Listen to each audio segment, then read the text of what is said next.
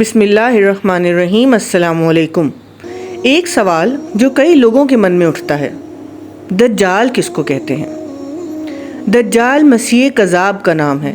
اس کی ایک آنکھ ہوگی اور وہ کانا ہوگا، اور اس کے پیشانی پر کاف الف فا را یعنی کافر لکھا ہوگا۔ ہر مسلمان اس کو پڑھے گا، کافر کو نظر نہ آئے گا۔ وہ 40 دن میں تمام روئے زمین میں پھرے گا، مگر مکہ شریف اور مدینہ شریف میں داخل نہ ہو سکے گا۔ ان 40 دن میں پہلا دن 1 سال کے برابر ہوگا، دوسرا 1 مہینے کے برابر، تیسرا 1 ہفتے کے برابر، اور باقی دن معمول کے دنوں کے برابر ہوں گے۔ دجال خدائی کا دعویٰ کرے گا، اور اس کے ساتھ ایک باغ اور ایک آگ ہوگی جس کا نام وہ جنت اور دوزخ رکھے گا۔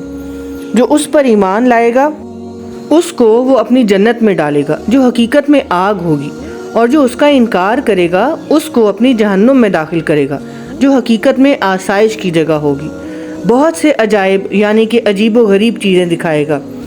زمین سے سبزہ اگائے گا، آسمان سے مین برسائے گا، مردہ زندہ کرے گا۔ ایک مومن صالح اس کی طرف متوجہ ہوں گے، اور ان سے دجال کے سپاہی کہیں گے، کیا تم ہمارے رب پر ایمان نہیں لاتے؟ وہ کہیں گے، میرے رب کے دلائل چھپے ہوئے نہیں ہیں۔ پھر وہ ان کو پکڑ کر دجال کے پاس لے جائیں گے۔ یہ دجال کو دیکھ کر فرمائیں گے، اے لوگو، یہ وہی دجال ہے جس کا رسول کریم صلی اللہ علیہ وسلم نے ذکر فرمایا ہے۔